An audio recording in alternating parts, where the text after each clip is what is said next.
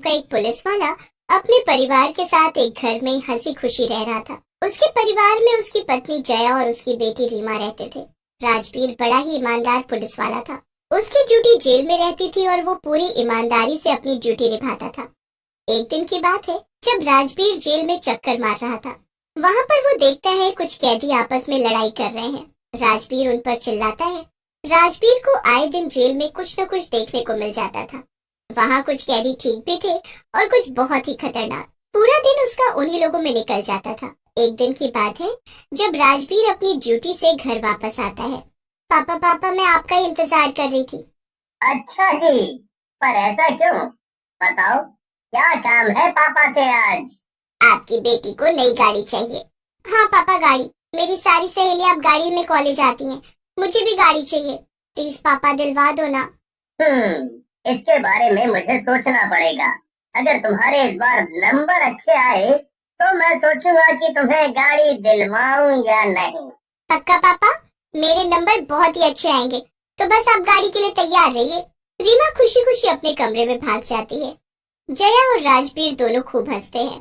आपकी बेटी बिना कम नहीं है। थोड़े दिन बाद रीमा का रिजल्ट आता है और उसके बड़े ही अच्छे नंबर आते हैं। राजवीर खुश होकर रीमा को एक गाड़ी दिला ही देता है। रीमा गाड़ी लेकर बड़ी खुश होती है और बड़े शौक से कॉलेज लेकर जाती है। रीमा की नई गाड़ी देखकर सब सहेलियां उसके पास आ जाती हैं। वाह रीमा, तेरे पापा ने तो सच में तुझे नई गाड़ी दिलवा दी। हाँ मैंने बोला था ना मेरे पापा हैं ही बहुत अच्छे। तो अब कब लेकर जा रही हो हमें नई गाड़ी में घुमाने? अरे उसमें क्या, अभी चलो। अभी नहीं, वीकेंड पर चलते हैं 2 दिन के लिए, बड़ा मजा आएगा। पर पापा अभी तो तूने बोला तेरे पापा बहुत अच्छे हैं। हाँ वो तो है, मैं उनसे आज ही बात करती हूँ। रीमा घर जाकर अपने पापा से घूमने जाने की परमिशन लेती है। राजवीर उसे साफ मना कर देता है। पापा मेरी बहुत बेइज्जती हो जाएगी। माँ प्लीज पापा को समझाओ ना। रीमा अपने पापा को बहुत समझाती है और आखिरकार उसके पापा उसको जाने की परमिशन दे देते हैं। वीकेंड पर रीमा अपनी सहेलियों के साथ घूमने निकल जाती है। रीमा मजे में गाड़ी चला रही होती है और दोनों सहेलियां खूब मस्ती कर रही होती हैं। रीमा गाड़ी चला ही रही होती है कि सामने उसे एक आदमी दिखता है। रीमा को अंधेरे की वजह से उसकी ठीक से शक्ल नहीं दिख रही होती। अरे देखना वो आदमी कैसे बीच रास्ते में खड़ा हुआ है। अरे हाँ रे, बड़ा अजीब है जो हट भी नहीं रहा। रीमा हॉर्न पर हॉर्न बजाती है पर वो आदमी हटने का नाम नहीं लेता। रीमा उसके पास आकर एकदम ब्रेक लगाती है और जोर से चिल्लाती है। दिखाई नहीं देता क्या तुमको? कब से हॉर्न बजा रही हो? तीनों गुस्से से बाहर आती हैं और उस आदमी पर चिल्लाने लगती हैं।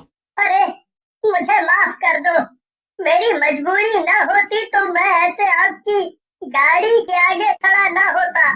दरअसल मेरे बेटे को बीमारी है तो मैं उसके लिए शहर जा रहा था हॉस्पिटल पता करने।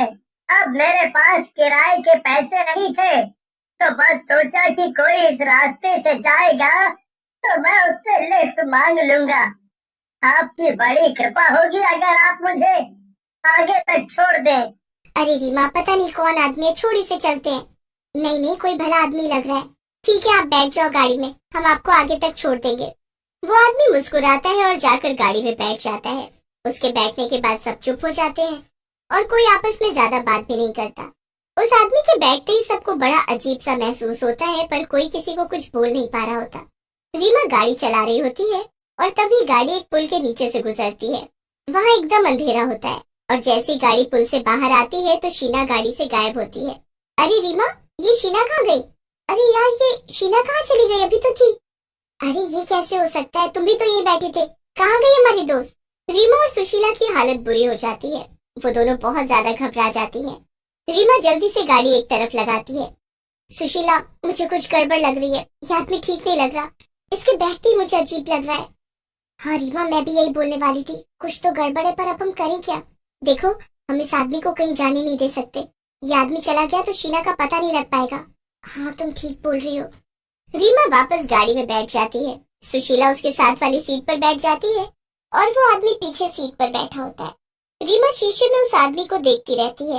एक पल के लिए रीमा को उस आदमी का असली चेहरा दिखता है जो भूत में बदल चुका होता है। रीमा का शक यकीन में बदल जाता है।